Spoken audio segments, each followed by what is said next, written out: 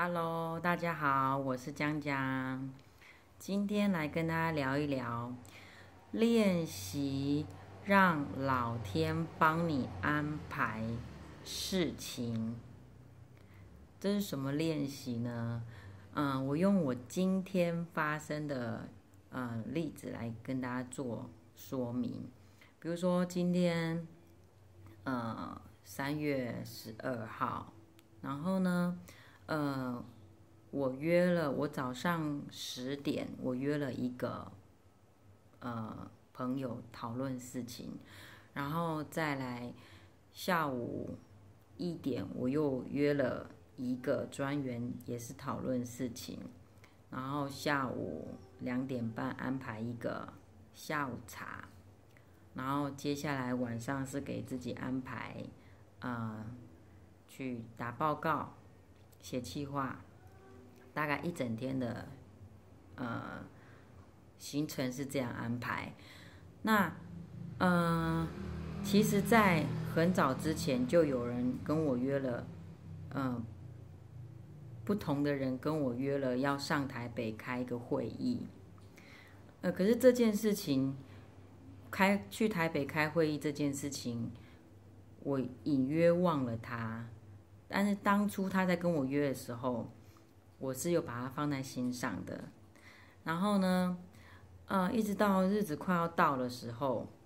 我隐约记得好像有什么事情，可是我又记不清楚到底是什么事情。可是我的行事历却只有出现，就是10点跟一位朋友有约，然后下午1点是专员，然后再来就是下午茶。然后呢，到了中午的时间，那个台北的会议就11点，就大概快12点就打来问我说：江小姐，你人在哪里？我们的会议已经要开始了，这样子。那个会议是跟吃饭是一起，是就边用餐是边开会的意思。那我跟他说我忘了。以前的我可能会觉得很着急，糟糕，我冲突到2个事情。可是现在呢，我跟我自己说，我就不会这么在意。我知道那个是老天让我忘了那个比较不重要的安排。如果它是真的非常重要，它将就会出现在我的行事历当中。这样大家能够了解吗？也就是说，像我今天这样一整天的安排，我忘了台北那个会议，那我就会知道那个台北的会议，目前在我现在的这个人生这个路程是属于比较不重要的，那我就放心交托给老天安排给我遗忘这件事情，了解吗？不要有罪恶感，你就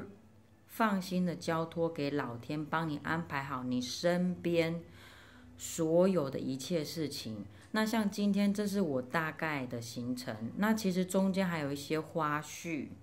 可是花絮的自然事件发生，我就让它进来，然后让它发生。但是大纲还是存在的，我还是走好10点，然后1点，然后2点半的大事情。那中间进来的小插曲呢？我还是自然的让它发生。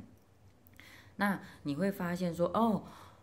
就是所有的安排都不是巧妙的，而是有刻意被安排好的，明白吗？那其实我今天到晚上我都有客人来店里。那其实我在打报告的过程，当然就不会这么顺利，但是我还是跟我自己说，我今天的行程就是要打完这个报告，这个报告要修改完，然后寄出去才完成我今天的 schedule。然后呢，明天就是3月13号，然后我一直觉得我明天有什么事情，可是我想不起来。然后呢，刚好因为我打报告打得很晚，那隔壁邻居可能就来关心一下，你今天怎么那么晚还没回家？那我就会说，对啊，因为我在修改我的报告，我想要今天把它完成，然后再寄出去这样子。那因为他也是一个伙伴，一起工作的伙伴，然后呢，我们就聊一下我在做什么事情，然后他就关心一下啊，不要这么晚回家。那他也跟我也问他为什么你今天那么晚下班，为什么忙到现在，然后就大概聊了一下，就突然就聊到明天，就是3月13号。那我就说，对啊，明天星期二，好像有什么事情要做，可是我想不起来。他就跟我说啊，明天有一个开幕茶会要到哦。然后我说哦，原来是开幕茶会。结果那个开幕茶会的那个邀请函就贴在我的那个工作墙上面，可是我没有去记得这件事情。然后当这个伙伴告诉我明天有一个茶会要记得到的时候，我就跟我哦，这件事情是老天要我记得，然后明天记得下午2点要到这个开幕茶会。因为如果我忘记这件事情，我原本预计是可能忙完前面的一些杂事，我预计4点才要进到我的店里去工作。可是因为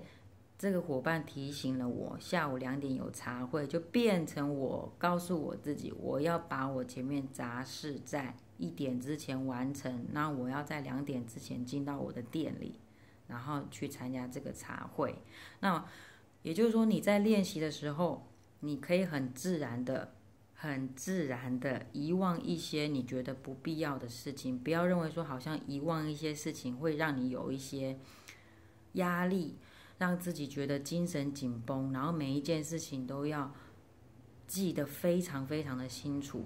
或许有些人会觉得说你这样子生活太没有规章，其实还是会有规章，只是说我已经很自然的交托给老天，安排我身边所有事情。如果这个伙伴没有来告诉我说，你今天怎么那么晚下班啊？然后我们可能没有在那边瞎聊，然后没有提醒我明天有这个茶会的时候，等这个茶会时间到了，可是我人没有出现在现场，我就会跟我自己说，这个茶会在我的生命当中是算比较不重要的事情，了解吗？就是很自然的交托给老天，告诉自己，如果你遗忘了这件事情，然后你人不在现场，如果你赶得到现场，那就是你要去执行的事。如果你距离这个事件现场很远，你没办法及时赶到那里，你就要告诉你自己，那个就是比较不重要的事情，了解吗？因为你不要觉得好像每一件事情都跟你非常有关系，就好像人跟人之间有缘深缘浅，你不要强迫你自己跟每一个人都非常的友好。当非常跟你缘浅的人，距离是可能500公尺这么远，可是你告诉你自己，我跟他要非常的要好，你知道那要多少用力，然后要跑多少的距离，你才能到达对方的心里面。那有些人可能缘分跟你比较深，他可能就在你隔壁而已，你根本不用太使力气，你就可以跟他非常友好，意思是一样的。所以事件也是可以用缘深缘浅来跟大家做解释。当有些事件发生跟你缘比较浅的时候，你就要接受这样的事实，然后让它自然的缘起缘灭，让这个事件在500公尺的地方被你看见，然后跟你无缘，然后慢慢远离。然后呢，有些事件跟你缘分比较深，比较靠近，然后就算你遗忘它了，也会有适时的人出现提醒你，告知你，你必须要做这件事情，那就是跟你缘分比较深的事件，了解吗？所以当你练习自然交托给老天的时候，他会非常巧妙的一件一件安排，然后依照顺序，就是事件的重要性，依序的帮你安排好。然后呢，你去体验这当中的奥妙，你会发现老天之手，就是那个安排的手啊，真的巧妙精准无误。然后所有的串联，点线面的串联，如果你有一天你一步一脚印的走，然后你回头去看这些事件的串联，你真的会非常感谢老天，是如此美好的这样安排你身边的一切。我练习到现在，真的